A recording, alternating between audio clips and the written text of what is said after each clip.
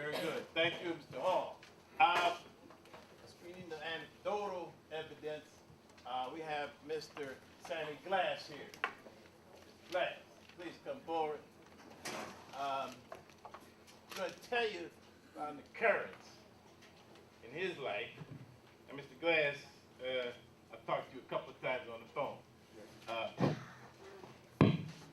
Talking to that microphone. Talking to that. All right. I told you I'd ask you a couple of questions and let you roll. Okay. Your name is Sammy Glass, right? Yes, sir. How old are you? I'm 72 years old. How tall are you? 5'7". How much do you weigh? 168. All right. And something happened to you on January 5th of this year? Yes, sir.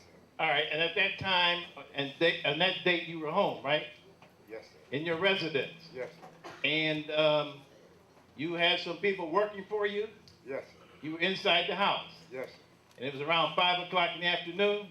Yes, sir. And they were working for you and you were about to pay them off, yes? Yes, sir. And you had some cash money to pay them off, right? Yes, sir. All right, take it from there. What happened? Yeah, well, I'm sorry, one other thing. You had about $200, right? Yes, sir. Okay, go ahead. Well,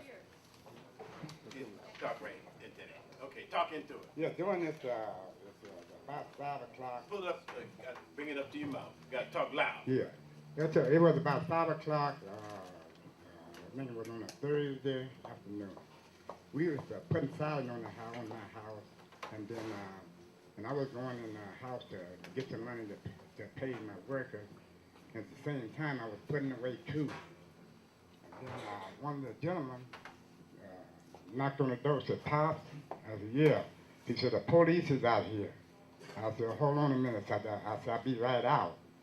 So I walked up the steps, right back out on here's my steps. There was the officer right there. He said, he asked me, he said, "Whose van is this?" I said, "It's my van." That's what the problem, officer. And then after that, another gentleman walked over to my van and said, of course, Earl Ingham, I would listen to had to listen to Earl Ingham, the talk show that comes on in the afternoon. And this officer walked over to the van and said, "Why you listen to this shit?" He said, "I'm gonna cut this shit off." And at that time, he walked into my van and opened the door, and he said, "Marijuana in here." I said, "Well, officer, is marijuana in there?" I said, "I don't know nothing about it." I said, "Not only that," I said, "you're doing an illegal search here." And at that time, he said, "Get your hands behind your back." He said, you are being arrested for possessing of marijuana." But the cops on me, and then after that, he said, "Sit on the curb." I said, "Officer, I can't sit on the curb because I suffered from hemorrhoids and arthritis." I said, "It caused that to flare up." He said, "God damn it, sit on the curb." And I repeated the same thing. I said, I have hemorrhoids, sir." He takes me up at that point and slammed me down on the curb, and then he started to kick me. "When I tell you to sit on the curb, God damn it, I mean for you to sit on the curb." And then after he slammed me down on the curb, he began to kicking me continually. And then he picked me up, and his car was parked over across the street, of course, from my house. And he put me in the car in his squad car. I was my worker. The other worker that was with me, he was being arrested too for some violation. And now my other worker, he wasn't arrested. And my wife wasn't at home during the time, and I was, because I know I was going to jail, and the house was unlocked. So I called out to my other worker. I said, "Lock my door."